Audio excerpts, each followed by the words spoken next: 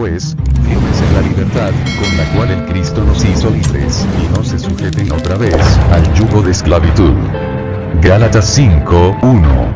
El canal de YouTube. La libertad que estabas esperando.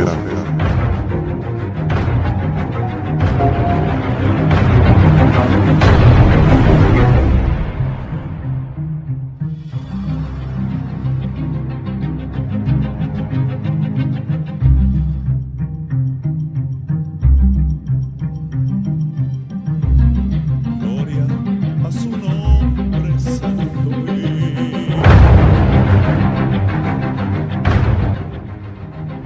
Bueno, hermanos, vamos a estar comentando lo que estos varones han dicho acá. En el contexto de Mateo, capítulo 22, versos del 36 al 40, se habla del gran mandamiento y el segundo similar. Entre los fariseos había uno versado en las ordenanzas del Todopoderoso, y para tentar al Mesías de Dios le hizo una pregunta importante: ¿cuál es el mandamiento más grande de las instrucciones del Altísimo Dios? Jesús, el Cristo, cita la palabra inspirada por el Espíritu de santidad de su Padre en el pasaje de Deuteronomio capítulo 6, verso 5, el cual es parte del Shema hebreo. Amarás a Yahweh tu Dios. Jesús cita el Shema hebreo, muy usado por esos fariseos en sus oraciones para postular que aman a Dios, pero se olvidaban de amar a su prójimo, como claramente lo dice Primera de Juan capítulo 3 verso 17, el cual dice: pero el que posee bienes del mundo y mira a su hermano en necesidad y retiene su compasión hacia él, ¿cómo puede el amor de Dios estar en él? Este pasaje, en el contexto de Mateo capítulo 22 versos del 36 al 40, no dice alma, cuerpo y espíritu, como menciona el varón Claudio. Lo que dice es corazón, alma y fuerzas. Lo que ocurre es que algunos manuscritos, como la Septuaginta, incluyen el término mente. Les invito, hermanos, a que usted lo escudriñe.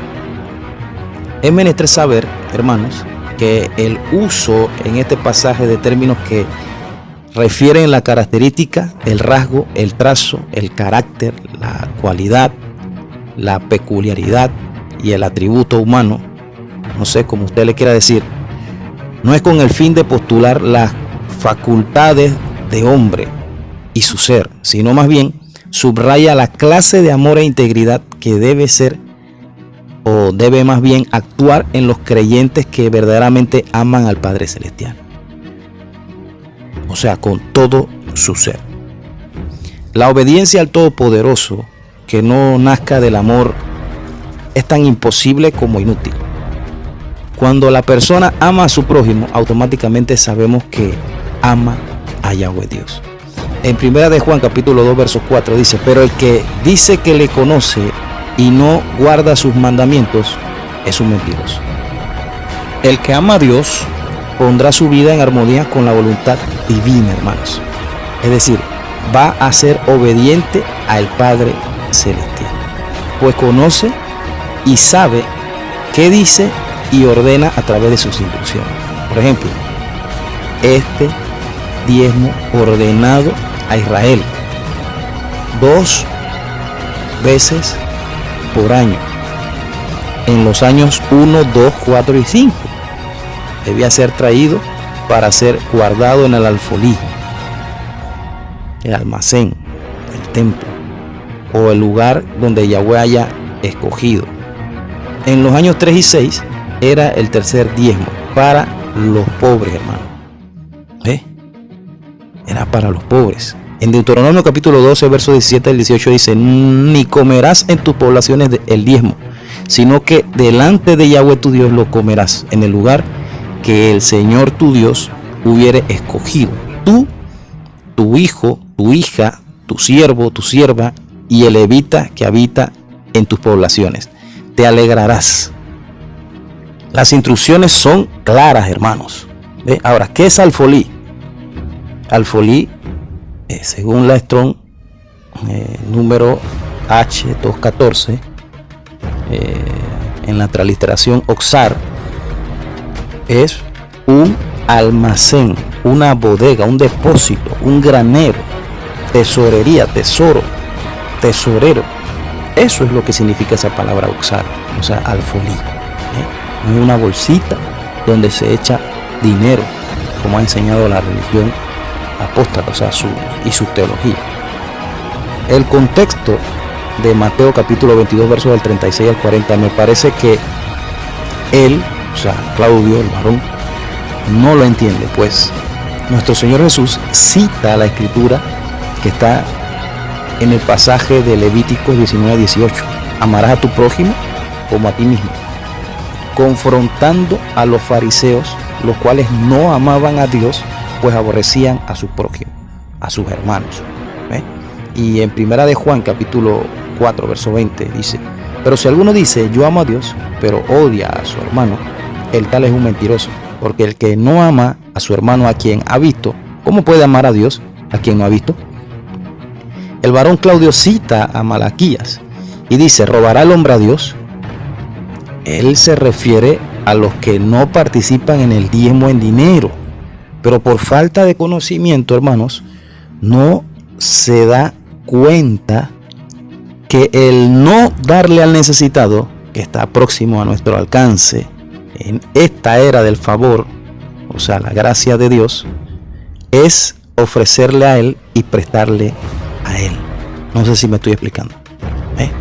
Pero los diezmeros de la religión organizada prefieren llevar sus donativos y ofrendas impuestas en esta era de misericordia, la gracia de Dios, donde no hay templo en Jerusalén ni sacerdocio levita, ofrecen a los imperios de piedra, privando de su derecho a los pobres. La viuda, los huérfanos, el menesteroso, los extranjeros y el hermano necesitado, etc.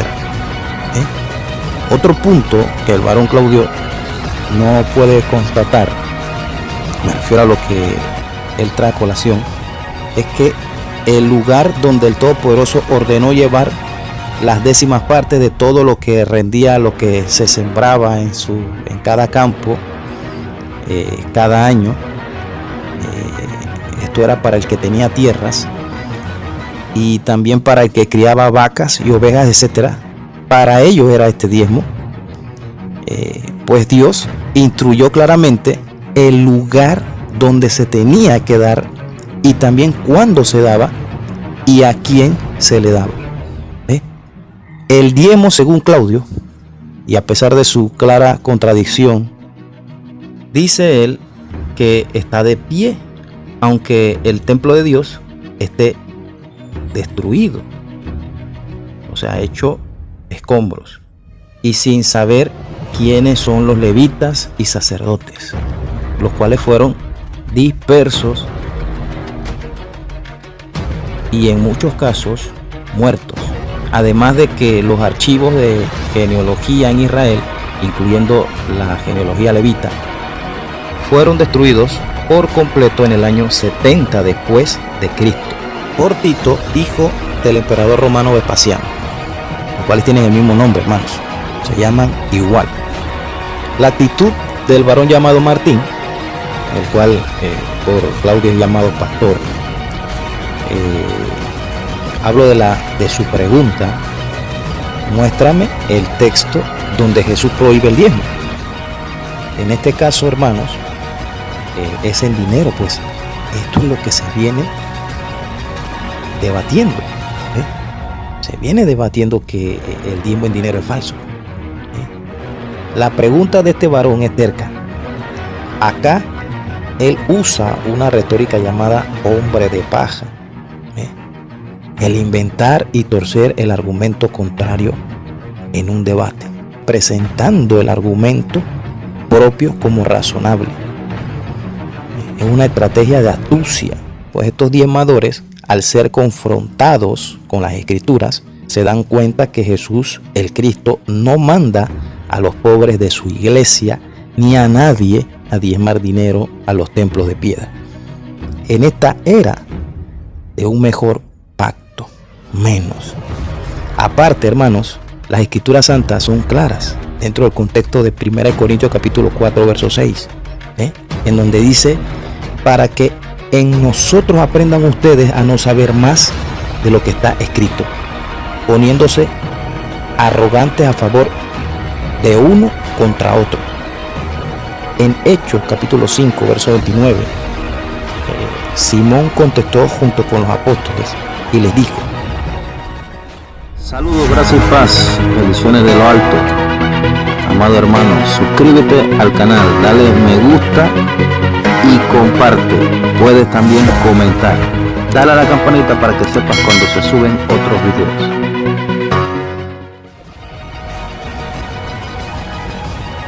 ¿Debemos obedecer a Dios antes que a los hombres? Esto ocurre, hermanos, precisamente como lo dice el apóstol Pablo.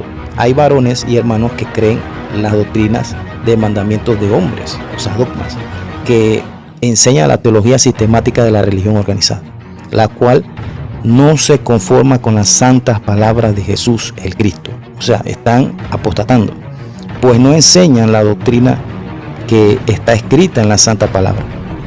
No hay unidad en la fe. En otro video hablaré de qué ocurrió con el templo y los levitas. Este tema importante. Luego el varón Claudio dice: hay quienes roban a Dios. Y estos son precisamente los que quitan al pobre y necesitado lo poco que tienen, sin darle su derecho. Como lo dice Deuteronomio capítulo 15, verso 10. Siendo así mezquinos de corazón, contrario a lo que el Todopoderoso instruye a su pueblo. En Proverbios capítulo 19, verso 17. En donde se lee: a Yahweh presta el que da al pobre. O sea, da al pobre y así le estarás dando al Padre Celestial. Más de esto puedes leerlo en Mateo capítulo 25. O sea, ahí se postula lo que te estoy diciendo. El darle a Dios es darle al pobre. No solamente lo leas, también escudriña. Todo el contexto del antiguo pacto no sugiere lo que dice este varón. No hubo cristiano diezmando en la antigüedad. Pero, hermanos, desde el siglo VI, los falsos maestros de ese tiempo y su falaz teología, junto con el nicolaísmo que se vivía en ese tiempo, enseñaron que el creyente tenía que diezmar. Si no, eran excomulgados, y algunos que eran verdaderos cristianos no obedecieron este mandamiento de hombre y fueron muertos. Tal cual se postula en este tiempo, hermanos. Directa o indirectamente te condenan si no das tu dinero, aún siendo pobre, hermanos. Es menester saber que los que diezmaron en tiempos pasados y los que siguen diezmando en este tiempo lo hicieron y lo siguen haciendo ahora, pero por falta de conocimiento. Ignoran la verdadera verdad. La ignoran, hermanos. No saben el fin del por qué Dios, o sea, el Padre Celestial, Yahweh, instituyó como ordenanza los diezmos a la nación de Israel, a su pueblo. El varón Claudio lo que hace acá es una pirueta descarada para aprobar forzadamente la idea del diezmo en dinero, induciendo el pensamiento de que Abraham era cristiano. Es decir, hermanos, está metiendo una información errónea en las mentes de las personas que no conocen el tema.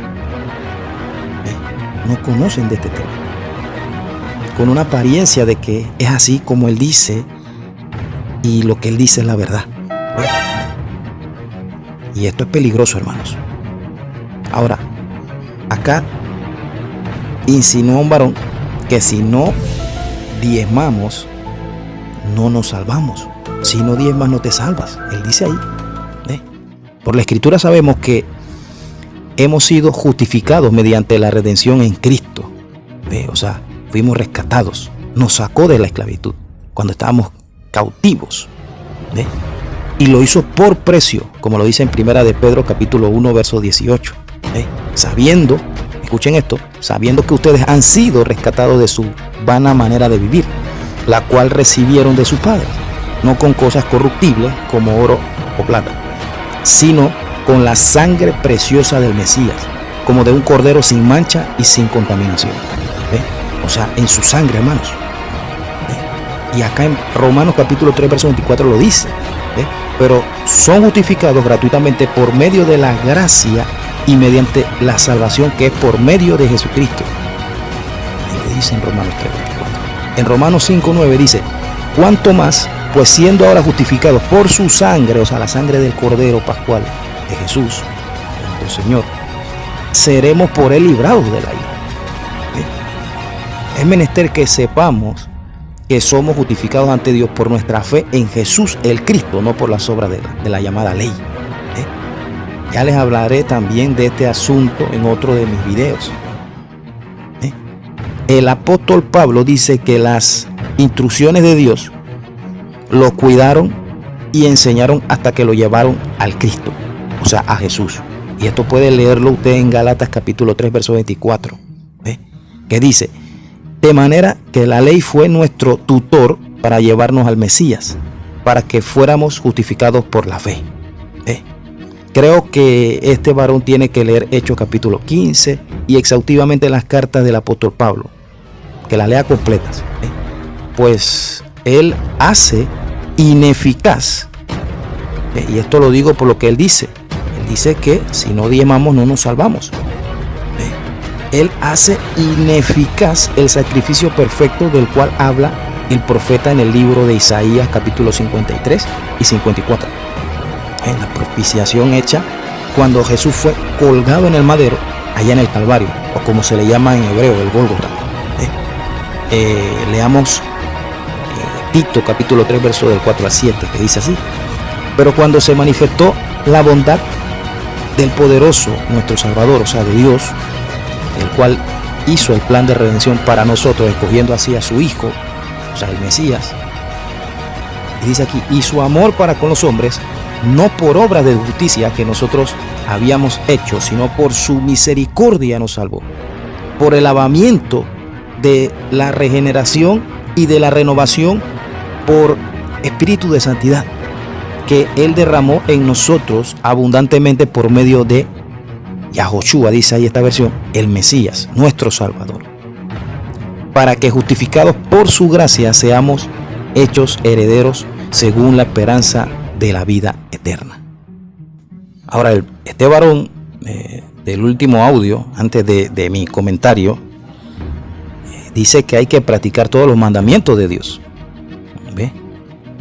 Y no quiero decir que no se le tenga que obedecer a Dios. A Dios hay que obedecerle. Ahora, tenemos que saber que estamos en la era del favor de Dios, de la gracia de Dios. O sea, no somos salvos por nuestras obras, sino que Dios nos hizo ese favor, nos rescató. Ahora, no podemos olvidar el nuevo pacto que Dios postula a través del profeta Jeremías en el capítulo 31, verso 31 al 34.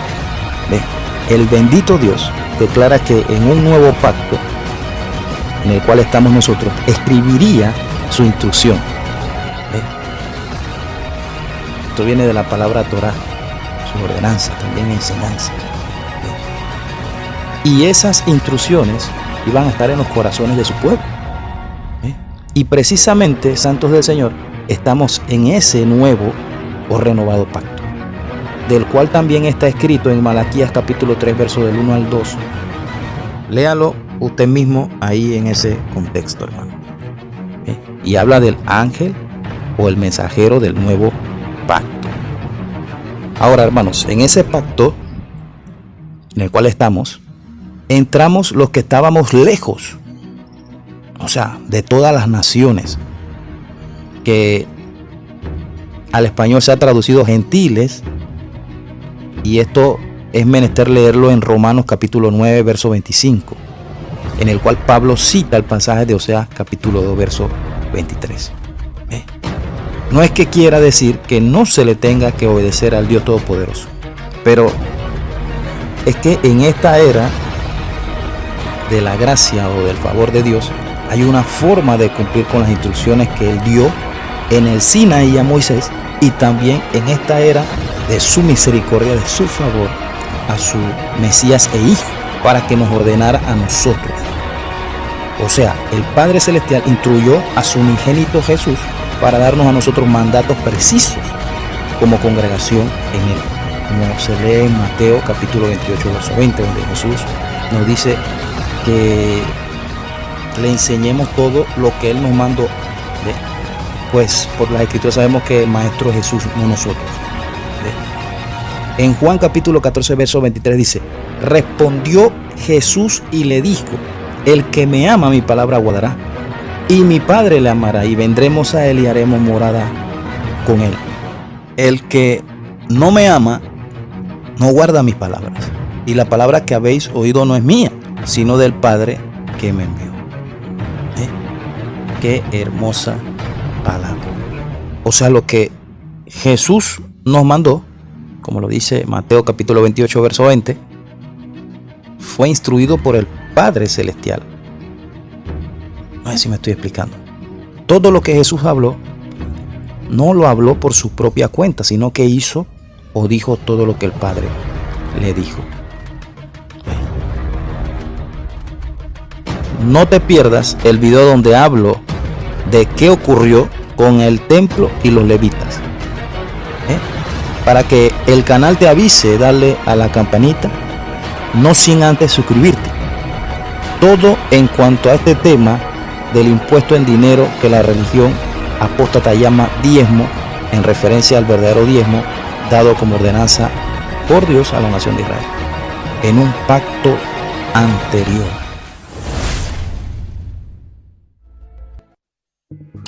Saludos hermanos, gracia y paz, bendiciones de lo alto.